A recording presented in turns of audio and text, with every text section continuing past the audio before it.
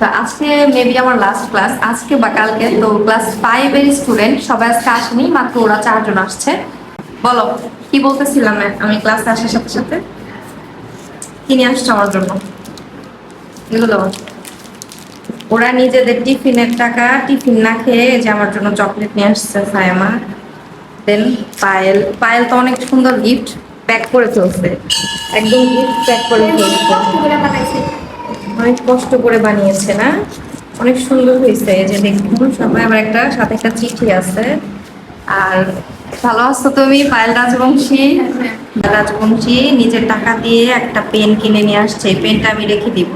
আর এখানে আছে আমাদের ম্যাডাম, ম্যাডাম একটা গিফট নিয়ে আসছে নিজের হাতে বানিয়ে, Suborna.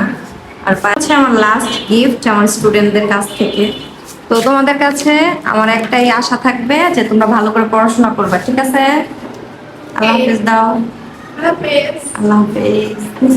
Stand up, sit down, stand up, sit down. আপনি আপনি তিনটে কি আছে বেশিঙ্গা বিল্ডিং টিফিনটাই আচ্ছা।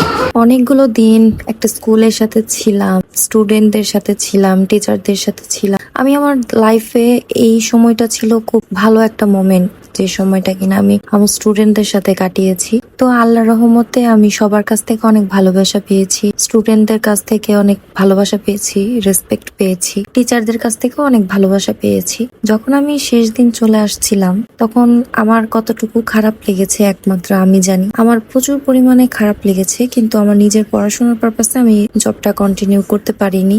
আর তাছাড়া আমার স্টুডেন্টের জন্য বেশি খারাপ লেগেছে। ওরা ছোট ছোট বাচ্চা, ওরা ওদের টিফিনের টাকা জমিয়ে জমিয়ে আমার জন্য এত সুন্দর সুন্দর গিফট এনেছে। খারাপ লাগে যে ওদেরকে ছেড়ে এখন চলে এসেছি, কিন্তু এখন নিজেরও তো একটা লাইফ আছে, নিজের পড়াশোনা আছে।